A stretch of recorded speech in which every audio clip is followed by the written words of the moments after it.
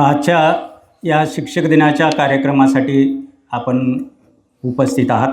या कार्यक्रमाचे अध्यक्ष माननीय श्री जयसिंगराव जाधव, अध्यक्ष यशवंत शिक्षण प्रसारक मंडळ खराडे, इथं उपस्थित असणारे माननीय श्री दिलीपराव शिंदे सर, माननीय श्री तानाजीराव देशमुख, या विद्यालयाचे मुख्याध्यापक काळभोर सर, देसाई सर, आणि मगापासून ज्यांचा सत्कार केला गेला आणि खऱ्या अर्थानं त्या सत्काराला पात्र असणारे सर्व शिक्षक आणि ज्यांच्यामुळं हे शिक्षक झाले ते तुम्ही सर्व विद्यार्थी पहिला आणि नंतर शिक्षक। म्हणजे शिक्षकांचा सत्कार हा थोडाफार विद्यार्थ्यांचाही सत्कार असतो, कारण आजचे विद्यार्थी कदाचित उद्याही शिक्षक होणारे असतील, उद्याही चांगल्या पोस्टवर राहणारे असतील, आणि म्हणून आजचा हा शिक्षक दिनाचा कार्यक्रम डॉक्टर सर्वपल्ली राधाकृष्णन यांच्या जयंतीनिमित्त साजरा केला जातो। पण डॉक्टर सर्वपल्ली राधाकृष्णन यांच्याविषयी थोडंसं माहिती सरांनी सांगितली आणि त्यांच्या जयंतीनिमित्त होणारा हा कार्यक्रम, शिक्षक दिनाचा कार्यक्रम, आम्हाला थोडासा कुठंतरी परका वाटतो। खऱ्या अर्थानं शिक्षक दिनाचा कार्यक्रम हा महात्मा फुलेंच्या जयंतीनिमित्त किंवा सावित्रीबाई फुलेंच्या जयंतीनिमित्त व्हायला पाहिजे, कर्मवीर अण्णांच्या जयंतीनिमित्त व्हायला पाहिजे, शाहू महाराजांच्या जयंतीनिमित्त व्हायला पाहिजे, कारण ह्या सगळ्या थोर मंडळींनी जी शिक्षणाची गुढी उभा केली त्यामुळं आज आम्ही इथे शाळेत बसतोय आणि त्यामुळं इथं शिकवायला आम्हाला संधी मिळते। कदाचित हे घडलं नसतं तर आज मी सुद्धा तुमच्या पुढं बोलायला इथं उपलब्ध झालो नसतो। आज आमच्या पिढ्या कित्येक वर्ष मागं राहिली असते आणि म्हणून शिक्षक दिन हा साजरा करताना फक्त शिक्षकांचा सत्कार हा एवढाच उद्देश नाही, तर शिक्षक आणि विद्यार्थी यांच्यामध्ये असणारं नातं हे अधिक दृढ झालं पाहिजे। कारण आज आम्ही जरी विद्यार्थी म्हणून तुमच्याकडे बघत असलो, अर्थात शिक्षक ज्या वेळेला शिकवतात त्यावेळेला तुम्ही विद्यार्थी आणि शिकवणारे शिक्षक, पण माझ्या दृष्टीनं मी ज्या वेळेला तुमच्याकडे पाहतो त्यावेळेला उद्याचे छोटे शास्त्रज्ञ, उद्याचे छोटे पदाधिकारी ही मला तुमच्यामध्ये दिसतात। फक्त शहरी भागातल्या शाळांमध्ये शिकणारी मुलं पुढं कोणतरी मोठे होतात असं अजिबात नाही, कारण शिकण्याचा आम्ही खूप प्रयत्न करतो। आता शाळेत शिकणं आणि घरात शिकणं त्यामध्ये बऱ्याच वेळेला असं होतं, घरात काही बोलावं तर घरचे म्हणतात शाळेत हेच शिकलास का, आणि शाळेत काही बोलावं तर म्हणतात घरात हेच शिकलं का। म्हणजे आम्ही शिकायचं कुठं नेमकं? शाळा ही शिकण्यासाठी आहे। जर कुणाचं असं म्हणणं असेल घरातल्यांनी हे शिकवलं का, घरातले कोणीही काही शिकवत नाहीत, मुलं स्वतःहून घरातल्या पालकांचं अनुकरण करत असतात। मुलं हे पालकांचं अनुकरण करत असतात आणि जर आमचं अनुकरण करणारे मुलं जर खरंच मोठी घडवायची असतील तर आम्ही त्यांना अनुकरणीय असलो पाहिजे, बरोबर ना? पालकच जर वेगळ्या मार्गाला लागणार असतील तर मुलांना दोष देण्यात काही अर्थ राहणार नाही, आणि मग मुलं बिघडली म्हणून टाहो फोडण्याला सुद्धा काही अर्थ राहणार नाही। आणि म्हणून खऱ्या अर्थानं घरामधले विद्यार्थी ज्या वेळेला शाळेत येतात त्यावेळेला खूप मोठ्या अपेक्षेने येत असतात ते, पण शाळा आणि घर यातला अंतर किती आहे मला माहीत नाही, पण शाळा आणि घर यामधलं शिक्षणाची दरी वाढता कामा नये एवढं मला वाटतं। आज मोठ्या शहरामध्ये गेला, तुमच्या जवळपास सुद्धा इंग्लिश मिडियमचे सुद्धा शाळा निघालेले। इंग्लिश मिडियमच्या शाळेमध्ये 3 वर्षाचं मुलगा झालं की त्याच्यामध्ये शाळेत घालतानाची फी जी आहे तेवढ्या फीमध्ये तुमचं अख्खं शिक्षण होईल, एवढी फी फक्त शाळेत 1 वर्षाची फी। इंग्लिश शाळेमध्ये फक्त एवढं शिकवलं जातं आणि मग नंतर घरामध्ये निरोप दिला जातो, तुमच्या मुलांना अजून ABCD येत नाही, तेवढी घरच्यांनी तेवढी करून घ्या, त्याला अजून ह्याच्यामध्ये ही कविता अजून त्याला येत नाही, तुम्ही तेवढी कविता करून घ्या। मुळातच ॲडमिशन देतानाच विचार केला जातो त्याच्या पालकाचा मुलाखत असते। शाळेत जाणारा विद्यार्थी, मुलाखत देणारा पालक, आणि पालकाची परिस्थिती, एकूण आर्थिक परिस्थिती कशी आहे, पालक सुशिक्षित आहे का, आहे, ह्या मुलाला ॲडमिशन द्यायला काय हरकत नाही, कारण तो घरात अभ्यास घेऊ शकतो। ज्या आई झालेल्या आहेत त्या सर्व आईंचं काम एकच आहे की मुलांचा अभ्यास करून घेणं, आणि ज्या वेळेला मुलांचा अभ्यास करून घेतला जातो त्यावेळेला मुलं थोडीशी लांब पडतात आणि मग आई बाप पाठीमागं। मला वाटतं खूप लवकर शाळा होत्या बघा, लहान मुलांच्या 7 वाजता असायच्या, 7:30 वाजता असायच्या। घरच्या आईनं ते लहान मुलाला अंथरुणातनं उठवायचं आणि बाथरूममध्ये कोंबायचं, अक्षरशः बादलीभर पाणी डोक्यावर ओतायचं, कपडे घातले, त्याला डोळे पण उघडत नाहीत त्याचे, अजून शाळेत गेला तरी झोपत असतो। आणि मग शासनाच्या लक्षात आलं आणि मग त्याच्या वेळा बदलल्या, 7ला 7:30ला वगैरे घेऊ नका, लहान मुलांची शाळा 9च्या पुढं सुरू केल्या. मुलांचं आईवडिलाविषयी असणारं प्रेमसुद्धा किती असतं तुम्हाला एक उदाहरण सांगतो. मी काही वर्ष नगर जिल्ह्यामधल्या श्रीगोंद्याला होतो आणि सकाळी उठून आम्हाला फिरायला जायची एक सवय होती. गावाच्या बाहेर लांब रस्त्याला फिरायला जायचो आम्ही. थंडीमध्ये फिरायला गेल्यानंतर आमच्या पायात बूट असायचे, चांगली पॅन्ट असायची, स्वेटर असायचं, कानाला कानटोपी घालायची, सगळे प्रोटेक्शन व्यवस्थित करायचे आणि थंडीमध्ये त्या रस्त्यानं फिरायला जायचो. आणि मला त्यावेळेला लहान मुलं, एक 2-3 मुलं शाळेला जाताना भेटायची. ती अंतर जवळजवळ एक 3 ते 4 किलोमीटर असेल. तेवढ्या अंतरावरती लहान मुलं, खांद्यावरती दप्तर, पायात काही नाही, एक नुसता शर्ट अडकवलेला आणि एक साधी चड्डी घातलेली, झाला फेराव त्याचा. आणि डांबरी रस्त्यानं त्या थंडीमध्ये ती मुलं शाळेसाठी उशीर झाला आहे म्हणून धावत पळत असायची. एक दिवस मी आवर्जून त्यांना गाठलं. आता ही शाळेला उशीर झाला आहे म्हणल्यावर थांबणार नाहीत मला माहीत होतं. मी पुढं जायचा प्रवास सोडला आणि त्यांच्याबरोबर पाठीमागं फिरलो आणि त्या मुलांना बोलतं केलं की अरे बाबा, तुमच्या पायात काही नाही, तुम्हाला थंडी नाही का वाजत रे? तर नाही म्हणले. म्हणजे थंडी आम्हाला वाजते का नाही हे शाळेला जाण्याच्या धडपडीमध्ये, शाळा वेळेत पोचायचं आहे ही डोक्यात असल्यामुळं आम्हाला थंडी वाजते का नाही हेच माहीत नाही. मग म्हटलं, तुम्हाला एवढ्या लवकर उठवतं कोण? तर कोणी नाही. मग तुम्ही उठता कसं एवढ्या लवकर? मग त्यातल्या एका मुलानं धाडस करून सांगितलं, काय नाही म्हणले, रात्री झोपताना आम्ही भरपूर पाणी पितो. अरे म्हटले, तुझे रात्री झोपताना पाणी पिण्याचा आणि सकाळी लवकर उठून शाळेत जाण्याचा काय संबंध? अगदी जवळचा संबंध आहे म्हणले. कारण रात्री पाणी पिलं की सकाळी लगेला फार लवकर उठायला लागतं. ज्या वेळेला उठलो की परत झोपतच नाही म्हणले आम्ही. काय अभ्यास दिला असेल तर तेवढा तासभर करतो, अंधारच असतो. त्या अंधारामध्ये उठतो, आई वडील झोपलेले असतात, दिवसभर काबाड कष्ट करून शेतामध्ये राबून ते झोपलेले असतात. त्यांना त्रास होऊ नये म्हणून हळूच बुटी उघडायची, अर्धी चतकोर भाकरी त्यात असली तर तेवढीच कशावर जे मिळेल त्याच्यावर खायची, अजून थोडी शिल्लक असली तर डब्यात घालायची, हळूच शर्ट चड्डी अडकायची, चप्पल घालतानाचा सुद्धा आवाज येऊ नये, आईवडिलांची झोप मोड होऊ नये म्हणून हळूच तसंच बाहेर पडायचं, दार उडवून घ्यायचं आणि शाळेला धावत पळत जायचं. अशा प्रकारे जर मुलं शिकत असतील, ही खऱ्या अर्थानं शिक्षणाची ओढ म्हणायची त्याला. मग काही वर्षानंतर, जवळजवळ 20 वर्ष होऊन गेले त्या गोष्टीला, मी नंतर असंच श्रीगोंद्याला परत एकदा कामानिमित्त गेलेलो असताना आवर्जून मी त्या मुलांचे पालक किंवा त्यांच्या संदर्भामध्ये शाळेत मी नोंद आणि त्यांची माहिती घेतली. माहिती घेतल्यानंतर असं लक्षात आलं की ती मुलं बिनचपलाची थंडीतनं पळत शाळेत जाणारी मुलं आज चांगल्या ऑफिसर लेवलला आणि चांगल्या पोस्टवर काम करतात. हे करण्यासाठी मोठी शाळा असली पाहिजे असं नाही. सर्व शिक्षकांना सुद्धा माझी एक विनंती आहे की मुलं ज्या वेळेला सुट्टी लागते, एक रविवार असेल किंवा एक सुट्टी लागते, त्यावेळेला मुलं इतक्या आनंदानं ओरडत घरी पळत असतात की सुटलो एकदाचं बाबा, आज सुट्टी, आता काही नाही, अभ्यास काही नाही, मजा. खऱ्या अर्थानं असं झालं पाहिजे की आज शाळा सुरू होणार आहे म्हणल्यावर मुलांना आनंद झाला पाहिजे की अरे चला, आपल्याला काहीतरी नवीन आता शिकायला मिळणार. महिनाभर आम्ही शाळेपासून दूर होतो, आता शाळेत जातोय, पुढच्या वर्गात जाणार आहे, आणखी काहीतरी नवीन आम्हाला शिकायला मिळणार. ही उत्कटता मुलामध्ये शिक्षकांनी निर्माण केली पाहिजे.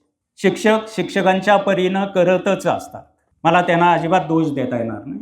प्रत्येकाच्या शिकवण्याच्या पद्धती वेगळ्या असतात, प्रत्येकाचे शिकवण्याचे विषय वेगळे असतात. आम्ही त्यातलं किती शिकतो, आम्ही त्यातलं किती घेतो आणि त्याच्यावरती किती आकलन करतो हे महत्त्वाचं आहे. शिक्षकांनी सुद्धा, मला जे वाटतं वैयक्तिक, हे माझं मत असेल की कुठलाही होमवर्क त्याला घरी देऊ नये असं माझं वैयक्तिक मत आहे. जे काही करायचं असेल ते शाळेतच करावं. एक तासभर अजून त्याच्यामध्ये जादा वेळ घ्या, पण घरी गेल्यानंतर घरच्यांच्या सोबत त्याला थोडा वेळ मिळू द्या. बाकी त्याच्या आवडीच्या गोष्टी काही करण्यासाठी त्याला वेळ मिळू द्या. पण असं होत नाही, कारण मला जे आवडते ते काहीच मला करायला मिळत नाही आणि मला जे आवडत नाही ते मात्र शिकायला लागते. आणि मला काय आवडतं हे कोणच विचारणार. बरं, विचारलं तर त्याची सोय आपल्याकडे नाही. म्हणजे मोबाईल सर्वांना आवडतो नाही असं नाही. याच्यामध्ये कोरोना काळामध्ये प्रत्येकाच्या हातामध्ये मोबाईल आला, पण जसा तो मोबाईल आमच्या हातामध्ये आला तसा आम्ही हातातला मोबाईल सोडायला तयार नाही, खेळायलाच मिळत नाही. कारण अभ्यासाचं ओझं एवढं असतं. एकमेव खेळाचा तास जो असतो तो कुठल्या तरी शिक्षकांनी घेतलेला असतो, कारण त्यांचा सिलेबस मागं राहिलेला असतो. ते कधीतरी गैरहजर असतात किंवा रजेवरती असतात आणि त्यांचं शिकवण्यासाठी ते घेतलं जातं आणि माझं खेळायचं राहून जातं. कारण आज आमची मुलं हे जर खेळली नाहीत तर उद्याचे खेळाडू कुठून निर्माण होणार आहेत? बरं, खेळाडू व्हावे म्हणूनच मी खेळणार आहे असं नव्हे. कारण इथं जर मला खेळायला मिळालं तरच खेळायला मिळालं, नाही तर मग घरात मला हे सगळे सवंगडी मला मिळणार नाहीत. आणि घरी मला सवंगडी मिळाले तरी खेळायला परवानगी देतील का नाही माहीत नाही. कारण प्रत्येकाच्या घरानुसार आणि प्रत्येकाच्या कुवतीनुसार ते कामं लावली जातात. बऱ्याच वेळेला मी कॉलेजवरती असताना सुद्धा पाहिलेलं आहे. काही मुली आमच्या कॉलेजमध्ये येणाऱ्या उंबरजच्याही पाठीमागं डोंगरातून, घर कुठं डोंगराच्या टोकाला वरती, तिथून खाली यायचं म्हणलं ग्राउंड लेवलला तरी किमान 1.5 तास लागतो आणि वरती जायचं म्हणलं तरी 2 तास लागतात. अशा घरातील मुली दररोज तो डोंगर चढून उतरून मिळेल ती बस पकडून कॉलेज करायचं आणि परत गेल्यानंतर काही मुलींना परत स्वयंपाक करावा लागायचा. मग काही मुली येता येता स्वयंपाक करून यायच्या, काही गेल्यावरती स्वयंपाक करून जायचा. मुलं मात्र त्यांच्या वाटणीला हे येत नाही. केलं काम तर केलं, नाहीतर मग हा आई वडिलांचाच उद्धार करून उडी मारतो बाहेर घराच्या. हे सर्वांना माहिती आहे. ही परिस्थितीची जाणीव ठेवून जर शिक्षण घ्यायचं म्हणलं तर मग मुलं पुढे जातात. निश्चित त्या शाळेनं सुद्धा काही खेळाचे तास खरंच राखून ठेवायला पाहिजेत आणि आठवड्यामधून असतील, दररोज असतील, जसं तुमच्या टाइम टेबलमध्ये बसत असेल तसं जास्तीत जास्त मुलांना खेळता आलं पाहिजे आणि सर्व मुलांना त्या बाकी सहभागी झालं पाहिजे. मग काही कबड्डी खेळतील, काही खो खो खेळतील, काही वेगळे खेळ खेळतील. कारण हे खेळ आमचे देशी खेळ खेळण्यासाठी कुठल्याही इन्स्ट्रुमेंटची किंवा कुठल्याही दुसऱ्या एखाद्या साधनाची गरज पडत नाही. आम्हाला काही नसतं, 4 रेषा ओढल्या, ग्राउंड तयार केलं तरी आम्ही खेळू शकतो. पण ते सुद्धा आम्हाला मिळत नाही. हे मिळालं पाहिजे. हे विद्यार्थ्यांना जोपर्यंत मिळणार नाही तोपर्यंत चांगले विद्यार्थी आणि चांगले खेळाडू घडणार नाहीत. कारण चांगला खेळाडू घडवायचा असेल तर चांगला विद्यार्थी असला पाहिजे. आता मी दररोज स्टेडियमवरती असतो, विक्रम भेटतो बऱ्याच वेळेला. अनेक शाळेतले विद्यार्थी काही ना काहीतरी खेळासाठी खूप मोठा प्रयत्न करत असतात. काही आमच्या विद्यार्थी कॉलेजच्या विद्यार्थिनी आहेत, आज नॅशनल लेवलला खेळतायत. ऑलिम्पिक लेवलला जाण्याचा त्यांचा मोठा सराव सुरू आहे. काही नॅशनल लेवलला, स्टेट लेवलला अजूनही खेळतायत. त्यांना जेवढं होता येईल तेवढं मार्गदर्शन आम्ही करतो. पुढं काय करायचं आहे, कुठं भेटायचं आहे, कुठं प्रॅक्टिस कर, कुठं इथं जा, तिथं भेट, हे सगळं जेवढं करता येईल तेवढं करतो. आणि शेवटी खेळायचं आहे विद्यार्थिनीने, प्रॅक्टिस करायचं आहे तिने आणि मग खऱ्या अर्थानं पुढं. बाकीच्या देशांचा जर विचार केला तर चीनमध्ये इतक्या मोठ्या प्रमाणामध्ये ऑलिम्पिकला गोल्ड मेडल मिळताना दिसतात. चीनमध्ये पहिलीमध्ये असणारा विद्यार्थी गव्हर्नमेंट दत्तक घेतं.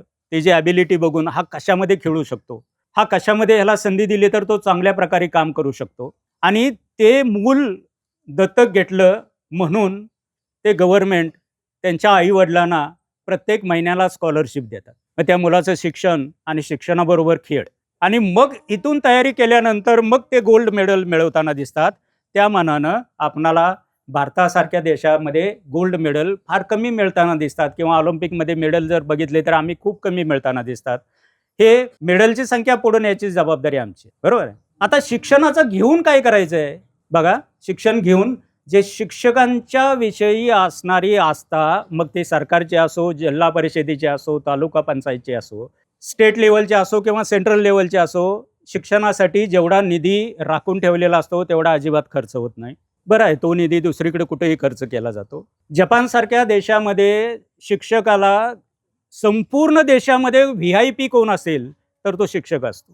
शिक्षकाला समजा काही गोष्टीनुसार त्याला जर पोलिसांना अटक करायची झाली तरी कुठलाही पोलीस शिक्षकाला अटक करू शकत नाही. त्याला सेंट्रल गव्हर्नमेंटची परमिशन घ्यावी लागते शिक्षकाला अटक करण्यासाठी. एका कोर्टात केस चालू होते युरोपमधल्या एका देशामध्ये आणि नंतर कोर्टाला कळालं की हा शिक्षक आहे. कोर्टानं त्याची जाहीर माफी मागितली आणि तुम्हाला अटक कुणी केली ह्याला शोधून माना. हा दोष तुमचा निश्चित असणार नाही. ही प्रतिष्ठा ज्या वेळेला शिक्षकांना ज्या देशामधून मिळते त्या देशामध्ये खऱ्या अर्थानं शिक्षण.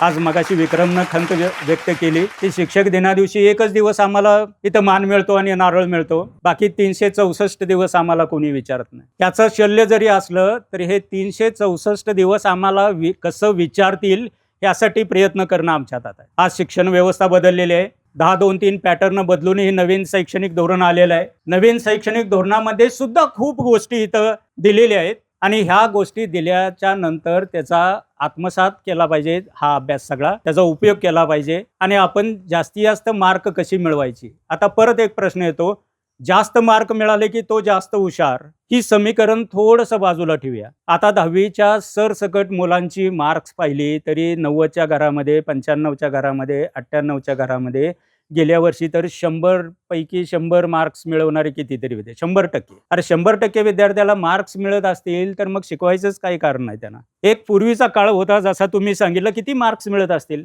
मी माझं स्वतःचं उदाहरण सांगतो. तो काळ होता साधारण 76-77चा. विद्यार्थी होतो एजम कॉलेजलाच. खूप सोपं प्रॅक्टिकल. आजच्या भाषेमध्ये त्या प्रॅक्टिकलला 100 पैकी 100 मार्क्स मिळायलाच पाहिजे होते. कारण एक सुद्धा मार्क कुठं गेला तर तो लगेच कळाला असता. पण त्यावेळेला सर्वात जास्त मला मार्क्स किती होते? 100 पैकी 55 मार्क. सगळं बरोबर असून. कारण आम्हाला त्या 55 मार्काचा सुद्धा अभिमान वाटायचा. कारण ते 55 मार्क्स देणारे हे जागतिक लेवलची शास्त्रज्ञ लेवलची माणसं परीक्षक म्हणून आम्हाला आले. त्याच शास्त्रज्ञांनी पुढं आम्हाला BSc झाल्यानंतर MScला खूप जवळचे त्यांचे संबंध आले आणि नंतर मी त्यांच्याकडेच PhD केली. माझी PhD कंप्लीट झाली 1992 साली. 92 साली PhD झाल्यानंतर परत हा आमचा ग्रामीण विद्यार्थी आणि शेतीच्या संदर्भातला हा सगळा विचार करता माझ्या मार्गदर्शनाखाली आतापर्यंत 5 मुलं PhD झाली आणि 2 अजून करतायत. त्या 5 विद्यार्थ्यांना PhD करताना सांगितलं, तुझ्या PhDचा उपयोग कुणाला तरी सर्वसामान्य माणसांना जर होणार असेल तरच आपण यात पडायचं. जर कुणालाच काहीच उपयोग जर होणार नसेल तर तुझ्या PhDचा आणि माझ्या कष्टाचा किंवा मी जे काही करतोय त्याचा काहीच अर्थ नाही. आणि म्हणून त्यांना सांगितलं की शेतीच्या संदर्भामध्ये खूप काम केलं. 10 गावं आम्ही दत्तक घेतली आतापर्यंत एकात्मिक कीड व्यवस्थापनासाठी. पीक संरक्षण नावाचा विषय मी शिकवायचो. पीक संरक्षण विषय शिकवताना तो फक्त शाळेतच आणि 4 भिंतीच्या आत शिकवणं ही आमच्या तत्वातच नव्हतं. विद्यार्थ्यांना ते घ्यायचं, शेतामध्ये जायचं, पिकं बघायची, त्यावरचा रोग बघायचा, किडी बघायची, त्यांनी स्वतः समजावून घ्यायचं आणि मग त्या शेतकऱ्यांना सांगायचं. आणि मग नंतर PhDच्या वेळेला असं लक्षात आलं की आम्ही संपूर्ण ॲग्रिकल्चर कॉलेजेस जे आहेत त्यांना एक निवेदन दिलं की तुम्ही ॲग्रिकल्चरची मुलं ज्यावेळेला BSc होतात त्यावेळेला शेवटची 6 महिने त्यांना रावे नावाचा एक प्रोजेक्ट असतो. रावे म्हणजे काय करायचं, त्या मुलांनी ग्रामीण भागात जायचं, शेतीमध्ये जायचं आणि तुम्ही काय शिकलाय ते शेतीमध्ये त्यांना शेतकऱ्यांना सांगायचं. हे 6 महिन्याचं प्रॅक्टिकल करायचं शेतावरती. मग आम्ही त्यांना सांगितलं, सगळ्या शाळांचे सगळे कॉलेजेसची ॲग्रिकल्चर कॉलेजशी बांधलो की तुम्ही जर शेतकऱ्यांच्या शेतावर जाऊन तुम्ही त्याचं व्हॅल्युएशन करायचं नाही. त्याला 100 मार्क्स असतील तर 60 मार्क शेतकऱ्यांच्या हातात द्या आणि 40 मार्क तुम्ही द्या. त्या शेतकऱ्याला कळू द्या खरंच त्यानं 4 वर्षे शिकल्यानंतर त्याला काही ज्ञान आलंय का नाही. ही खऱ्या अर्थानं गरजेचं आहे. आणि म्हणून मला माझ्याकडं PhDचे विद्यार्थी ज्यावेळेला संशोधन करायला सुरुवात झाली त्यावेळेला मी त्यांच्यावर सोपवलं की तुम्हाला कशामध्ये करायला आवडेल तेवढं सांगा. शिवाजी विद्यापीठाच्या वनस्पतीशास्त्र विषयाचा इतिहासामध्ये पहिल्यांदा एक नवीन घटना किंवा नवीन चाल मी तिथं निर्माण केली की आतापर्यंतचं जे संशोधन होतं ते बऱ्याच वेळेला सामान्य माणसांच्या पासून खूप दूर असायचं. मग ह्यामध्ये असं लक्षात आलं की त्या मुलांना सांगितलं शेतीच्या संदर्भामध्ये आपण संशोधन करायचं. माझा ॲग्रिकल्चरशी जवळचा विषय पण ॲग्रिकल्चरचा नव्हता, पण ॲग्रिकल्चरमधलाच. माझे जेवढे शिक्षक मित्र आहेत त्यापेक्षा कितीतरी जास्त माझे भारतभरातले ॲग्रिकल्चर कॉलेजचे मित्र आहेत. पहिला विद्यार्थी पंढरपूरचा कांबळे नावाचा. घरची परिस्थिती सुमार, फार मोठं काही शिक्षणासारखं असं नव्हे, स्कॉलरशिप मिळते म्हणून पुढं शिकलेला. कोल्हापूरचं विद्यापीठ सोडून माझ्याकडे तो PhDसाठी आला. त्याला विषय दिला शेतामधलं तण उगवतो. तुम्हाला माहीत आहे, सर्वच विद्यार्थ्यांना माहीत आहे. तण आम्हाला काढून टाकावं लागतं, बरोबर आहे. वेगवेगळ्या प्रकारची तण उगवतात आणि काही वेळेला पाऊस असेल, ओल असेल तर ते तण काढून टाकता पुरे वाट होती. वेगवेगळे कॉन्सन्ट्रेशन करायची आणि तोच रस त्या पिकावरती फवारायचा. आणि मग काय होतंय बघूया म्हटलं. सर्वांना सांगायला आनंद वाटेल की ज्या वेळेला आम्ही असे प्रयोग केले कितीतरी तण असे इतके चांगले आहेत की पिकावरती फवारल्यानंतर त्याच्यावरचा रोग यायचं बंद होतं. कितीतरी तण असे आहेत की त्याच शेतामधल्या पिकावरती फवारला तर किडी यायची बंद होते. पण त्याच्याही पुढे जाऊन त्या विद्यार्थ्यानं संशोधन असं केलं की रोग आणि किडी तरी कमी होतातच, पण त्या पिकाच्या वाढीसाठी सुद्धा चांगला उपयोग होतो. हा पहिला प्रोजेक्ट, पहिला इंटरव्ह्यू ज्यावेळेला शिवाजी विद्यापीठाच्या बॉटनी डिपार्टमेंटमध्ये झाला त्यावेळेला त्याची विद्यापीठ लेवलला सगळीकडे चर्चा झाली की पहिला थिसिस शिवाजी विद्यापीठाच्या बॉटनी विभागामध्ये आला की ज्याच्या खऱ्या अर्थानंच या शेतकऱ्यांना आणि ग्राउंड लेवलला त्याचा उपयोग होतो, शेतामध्ये त्याचा उपयोग होतो. कितीतरी शेतकऱ्यांच्या शेतावरती आम्ही प्रयोग केला. पहिला प्रयोग केला प्रयोगशाळेमध्ये, नंतर केला छोटीशी शेतं 2 गुंठ 3 गुंठ त्याच्यावरती मागून घ्यायची, त्याच्यावरती प्रयोग केला. आणि त्याच्यानंतर प्रत्यक्षात शेतावरच्या पिकावरती प्रयोग केले आणि ते प्रयोग यशस्वी झाले. ज्या शेतकऱ्यांच्या शेतावरती प्रयोग केले ते शेतकरी सुद्धा हे बघून बघून एवढे तरबेज झाले की एनपे वगैरे त्या भागातील कितीतरी शेतकरी हा व्यवसाय करतात. आता हे या झाडाचा सगळा रस काढून तुम्हाला आम्ही देतो, एवढे एवढे पैसे द्या लिटरला, आणि ते शेतकरी त्यांच्याकडून मागून नेतात. ज्या शेतकऱ्यांना नेतात त्यांचाही फायदा होतो, ज्या शेतकऱ्यांनी तयार केला रस त्यांनाही पैसे मिळतात आणि कुठलाही उपद्रव नसताना, कुठलाही विषारी घटक त्या पिकावरती फवारले नसताना साध्या पद्धतीनं, खऱ्या अर्थानं सेंद्रिय पद्धतीनं हा पीक तयार होतं. सेंद्रिय गुळ तुम्हाला सर्वांना ऐकून माहित असेल. सेंद्रिय गुळ, साध्या गुळाची किंमत जेवढी आहे त्याच्या दुप्पट किंमत सेंद्रिय गुळाला असते. सेंद्रिय गुळाचा महाराष्ट्रातला नव्हे भारतातला पहिला प्रयोग मी स्वतः येरवळे गावामध्ये केला. येरवळे गावामध्ये ज्याची तरुण भारतला पुरवणीला 3 पानाची पुरवणी भरून सगळं ते पब्लिश केलेलं होतं तरुण भारतनं. कर्नाटक आणि महाराष्ट्र दोन्हीकडे एकच पुरवणी जाते. अख्ख्या कर्नाटकमध्ये आणि महाराष्ट्रामधनं मला इतके फोन आले, सर आपण आम्हाला मदत करा, आपण कमर्शियल बेसिसवरती आपण गुळाचं उत्पादन करू, किंवा आम्हाला हे सांगा सर आम्ही भेटायला येतो. म्हणलं अजिबात भेटायला येऊ नका. मला जे काही म्हणायचं आहे त्या पेपरमध्ये संपूर्ण व्यवस्थित काही 1% सुद्धा हातचा न राखता सगळं दिलेलं आहे. ते वाचा आणि तुम्हाला तुमच्या पद्धतीने तयार करा. अतिशय चांगल्या पद्धतीनं तुम्हाला मार्केट मिळेल. मी ज्या विद्यार्थ्याच्या शेतावरती, ज्या विद्यार्थ्याच्या त्या गुऱ्हाळघरावरती प्रयोग केला त्या विद्यार्थ्यानं हे सगळे मसाले आपल्याकडे मिळतात का नाही, दालचिनी, लवंग, विलायची वगैरे हे सगळं मिळतात मसाले, हे जाग्यावरती कुठले आणि वाप्यात टाकले गुळ तयार होत असताना. आणि त्या मुलानं तो गुळ त्यातला थोडासा इथं चांगला दर मिळाला. पुण्याच्या तुळशीबाग मंडई जी भरते त्या तुळशीबागेत नेला. त्यावेळेला गुळाला इथं दर 25 रुपये होता. त्यावेळेला मंडईत तोच गुळ नेला, त्याला 45 रुपये दर मिळाला. आणि त्या मंडईतल्या लोकांनी सांगितलं, व्यापाऱ्यांनी, हाच गुळ फक्त मोदकाच्या आकारामध्ये करून आणा, तुम्हाला 70 रुपये दर दे. खेड्यामधलं म्हणून आम्ही ज्या वेळेला पाठीमागं राहण्याचा प्रयत्न करतो ही चुकीची गोष्ट आहे. आणि म्हणून ह्या शाळेच्या माध्यमातून आणि ह्या शिक्षकांच्या माध्यमातून आम्ही खेड्यातले जरी असलो तरी आमच्याकडे कुठलीही कमतरता नाही. खेड्यातले जर असलो तरी आमची बुद्धी आहे तेवढीच आहे. आम्हीही तेवढा प्रयत्न करू शकतो, आम्हीही तेवढी मार्क्स मिळवू शकतो, आम्हीही तेवढं पुढे जाऊ शकतो. मगाशी मी जसं म्हणलो, चांगली मार्क्स म्हणजे तो हुशार, ही अजिबात नाही. तुम्ही ज्या ज्या शास्त्रज्ञांची नावं आतापर्यंत ऐकता किंवा उच्चारता त्यातला कोणता शास्त्रज्ञ शाळेत गेलेला ऐकलाय का? आर्किमिडीज असेल, गॅलिलिओ असेल, न्यूटन असेल, यांची सगळ्यांचे शोध आकस्मिक पद्धतीने लागलेले आहेत. पण त्यांना कळालं की हे आकस्मिक हे काहीतरी आहे. सफरचंदाचं फळ खाली पडलं आणि गुरुत्वाकर्षणाचा शोध लागला. जगात पहिल्यांदाच फळ खाली पडलं का? नाही, त्याच्या अगोदरही पडत असतील. रोज आमच्याकडे पडतात फळं. आम्ही काय करतो, पडलेलं फळ खिशात टाकतो जातो पुढे निघून. नाही पडलं तरी शेजाऱ्याच्या झाडावरती चढून आम्ही फळं काढून पुढे जातो. पण एकच असा व्यक्ती होतोय की ज्या वेळेला फळ खालीच का पडलं याच्यावरती ज्या वेळेला चिंतन मनन केलं त्यावेळेला त्यांच्या लक्षात आलं की गुरुत्वाकर्षणाचा शोध आणि न्यूटनचे 3 नियम त्यावेळेला तुम्हाला अभ्यासाला पण असतील, ते 3 नियम तिथं शोधले गेले. आज आम्ही त्याचाच अभ्यास करतोय. आमच्याकडं साध्या शेतकऱ्यांनी, कमी शिकलेल्या शेतकऱ्यांनी, तुम्हाला द्राक्ष माहीत आहेत सर्वांना? आहेत का नाही? सर्वांनी खाल्ली असतील, सर्वांना माहिती असतील.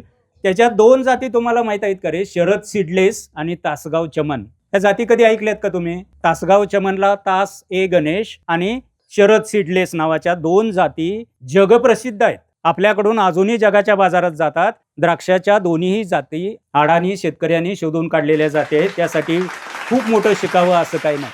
सायन्स किंवा विज्ञान हे छोट्या छोट्या गोष्टीत सुद्धा शिकता येतं. सायकल चालवायला कोणाला येते रे? बहुतेक सर्वांना. मुलींना ह्याच्या अगोदर पाठीमागं गेला, तुम्हाला तुमच्या आईना किंवा तुमच्या आजीना जर विचारलं तर अजिबात सायकल वगैरे चालवता येत नव्हती. आता मुली सगळ्या सायकल चालवत आहेत, मोटरसायकल चालवत आहेत, गाडी चालवत आहेत, फार विमान, रेल्वे सगळं काय असेल ते चालवत आहेत. यानात बसून अवकाशात सुद्धा जात आहेत. सायकलला 2 चाकं असतात, बरोबर ना? म्हणून त्याला बायसिकल म्हणतात, बरोबर का? सायकलला 2च चाकं असतात म्हणून त्याला बायसिकल म्हणतात. 3 असेल तर त्याला ट्रायसिकल म्हटलं असतं. ह्या सायकलमध्ये परत एकदा बारकाईनं बघा, तुमच्या शिक्षकांची मदत घ्या त्यासाठी. फक्त एका सायकलमध्ये विज्ञानाचे जवळजवळ 150 नियम, मी काय म्हणतोय लक्षात घ्या, विज्ञानाचे 150 नियम एकट्या सायकलीमध्ये तुम्हाला शोधता येतील. साधं उदाहरण सांगतो. सायकलला टायर जे असतात, टायर कशाचे असतात रे? लोखंडाचे. रबराचे असण्यामागं काहीतरी उद्देश असेल ना. मग त्यामध्ये आपण हवा भरतो. हवा पंपानं तुम्ही भरली आहे कधी? त्याच पंपाचा वापर केला तर सर्वांनाच भरता येते का रे हवा?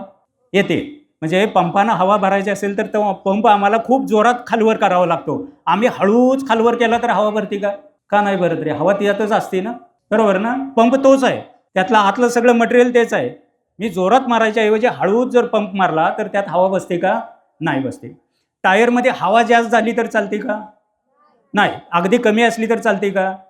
मग आता तुम्हीच एवढं सगळं सांगताय होय का नाही, तर त्यातले तुम्ही नियम शोधा. आता गणपती उद्या परवा विसर्जन होईल. सर्वांच्या घरी गणपती असतील. माझी सर्व शाळांना आणि शिक्षकांना विनंती आहे की तुम्ही मातीचे गणपती तयार करायची कार्यशाळा घ्यावी. त्या कार्यशाळेमध्ये प्रत्येक विद्यार्थ्यानं किंवा विद्यार्थिनीनं स्वतः मातीचा गणपती तयार करावा. तो गणपती घरामध्ये त्याचं स्थापना करावी. विधिवत पर्यावरणपूर्वक 5 दिवस 7 दिवस तुमचे काय असतील ते पूजा करावी आणि पर्यावरणपूरक त्याचं विसर्जन करावं. त्या माध्यमातून विद्यार्थ्यांना गणपती तयार करायचं कौशल्य मिळतं. आणि गणपती तयार करत असताना थोडासा जरी प्रयत्न केला तुम्ही तर किमान 8 ते 10 प्राण्यांचे वेगवेगळे आकार करता येतात. गणपती करायला 3 गोळे तयार करायचे, एकावर एक गोळे ठेवले, ते गोळ्याचा आकार थोडासा जरा बाजू बदलली की वेगवेगळ्या प्राण्यांचे 10 प्राण्यांचे आकार तयार करतात. किती सोपा आणि साधा आहे. म्हणजे ह्यातून आम्हाला खूप चांगल्या गोष्टी शिकायला मिळतात. आणि गणपती झालं की कुठला सण येतो? नवरात्र येतं. नवरात्र म्हणलं की दांडिया, बरोबर ना. 2 दांडके घ्यायचे आणि झाडाखाली आपले रात्र दिवा लावून रात्रभर घरचे ओरडेपर्यंत आपण खेळत असतो. खेळ म्हणून ठीक आहे तिथंपर्यंत. पण ह्या वर्षी मी सांगतोय म्हणून एक प्रयोग करूया आपण. सर्वांची तयारी? एक प्रयोग म्हणून करूया. काय करायचा प्रयोग? तुमच्या घरामध्ये नवरात्राचे घट बसतात. घटस्थापनेला घट बसवताना काय काय करतात? एक पत्रावळी घ्यायची, आपल्या शेतातली माती आणायची, त्याच्यामध्ये आता रब्बी हंगामामध्ये जे बी पेरलं जातं ते बी टाकायचं, मध्ये एक घट ठेवायचा. घट म्हणजे मडक्याचं छोटं असतं ते घट त्याला म्हणतो आपण. आणि त्यामध्ये पाणी ठेवून देवाऱ्यामध्ये ठेवून द्यायचं, बरोबर. हे घटस्थापनेला करतो. आणि मग 10व्या दिवशी काय बघायला मिळतं तुम्हाला? त्याच्यामध्ये कोंब येतात, बरोबर. ह्या वर्षी हे घटस्थापनेचे घट जे आहेत ते 2 करायचे. एक आईवडील करतील, देवाऱ्यावर पुढं ठेवतील. तुम्ही तयार करायचं एक, तीच माती, तेच मडकं, तेच पाणी घालायचं, तेवढंच पाणी घालायचं आणि तो तुम्ही तयार केलेला उन्हामध्ये बाहेर ठेवायचा. एवढं जमेल तुम्हाला? सगळं तेच करायचं.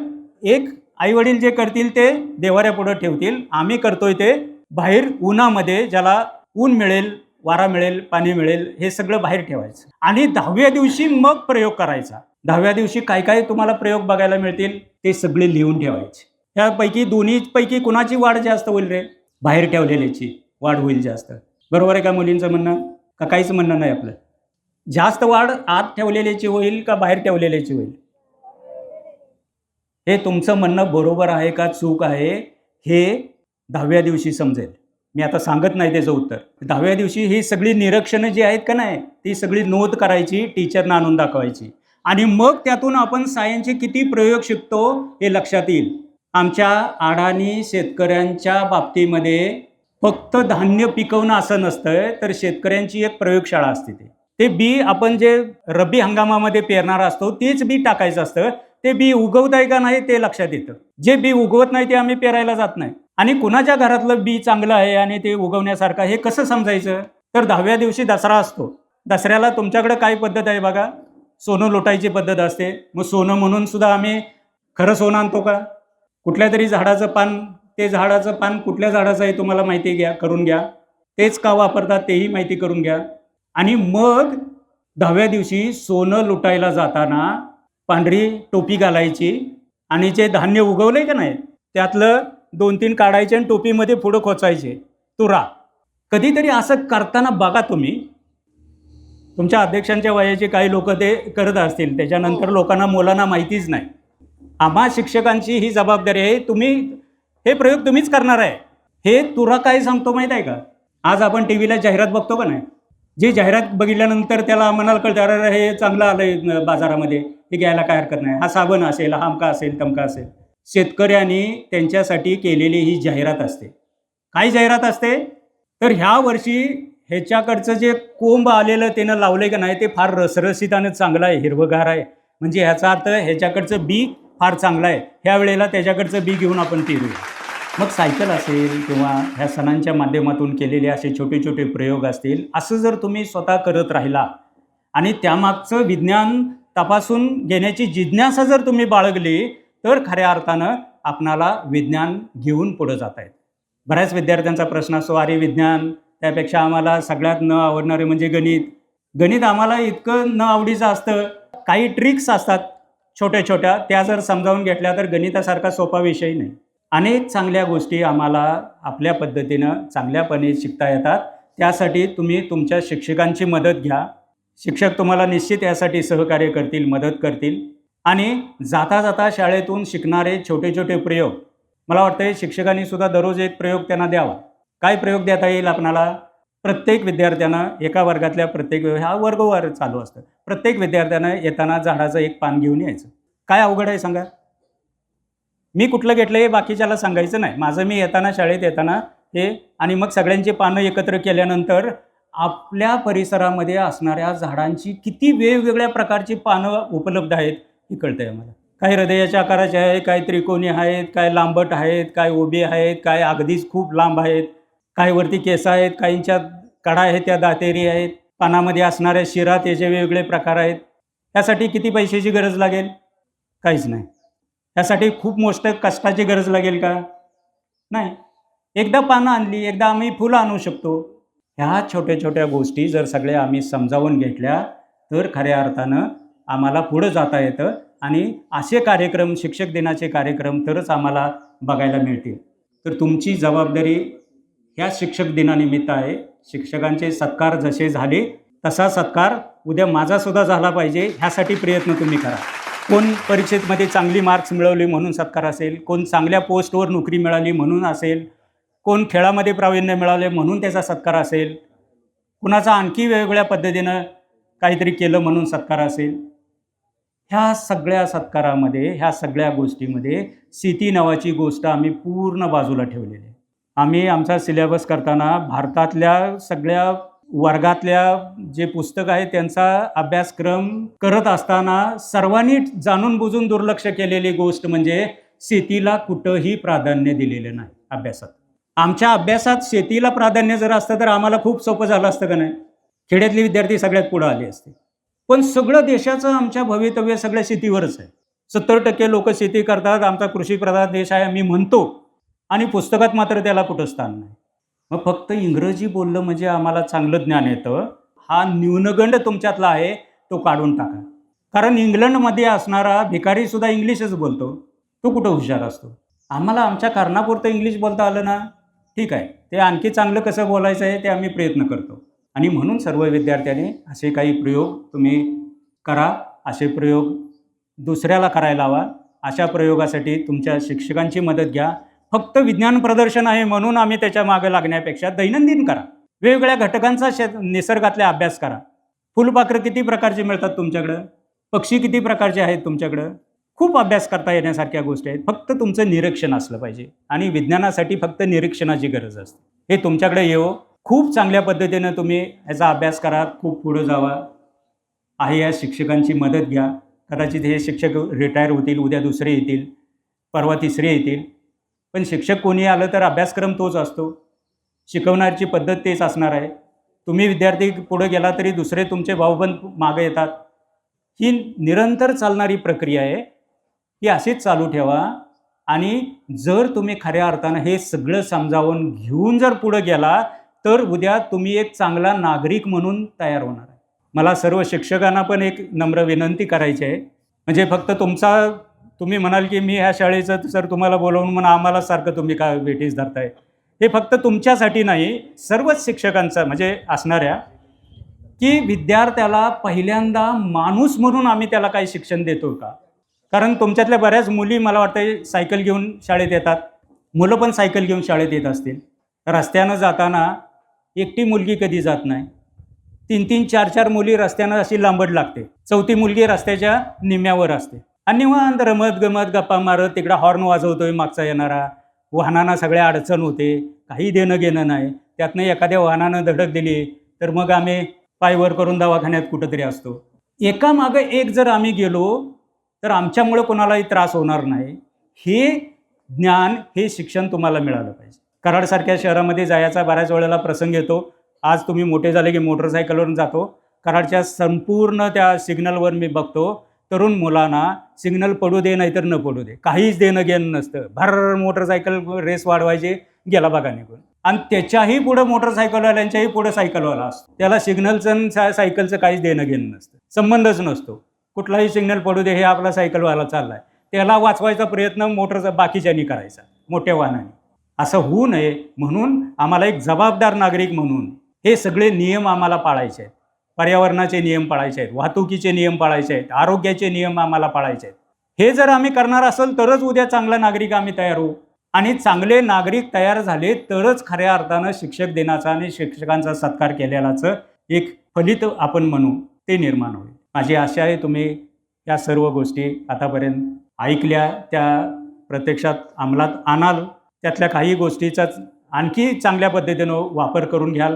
विज्ञानामधली एखादी चांगली घटना तुम्ही केलेली आहे आणि तुम्हाला जर काय अडचण येत असेल तर विक्रम आहे किंवा तुमच्या शाळेतले शिक्षक आहे त्यांच्या माध्यमातून माझ्यापर्यंत सांगा. त्याच्यासाठी काही प्रयत्न करता येईल तोही आपण करू आणि आपणाला उद्या चांगलं शिक्षण घेण्यासाठीची दारं खुलं करू. किमान दोन्हीपैकी एक तरी कान उघडा ठेवला तुम्ही, ते ऐकून घेतलं. दुसऱ्या कानाला हात लावा, फक्त दुसऱ्या कानानं बाहेर जाणार नाही एवढी काळजी घ्या. सर्व शिक्षकांनी मला तुमच्याशी संवाद साधण्याची जी संधी दिली त्याबद्दल या शाळेचे सर्व शिक्षकांचे, विक्रम असतील, ह्या सर्वांचे मी आभार मानतो आणि तुमच्याही सर्वांचे आभार मानतो आणि माझे 2 शब्द संपवतो. धन्यवाद.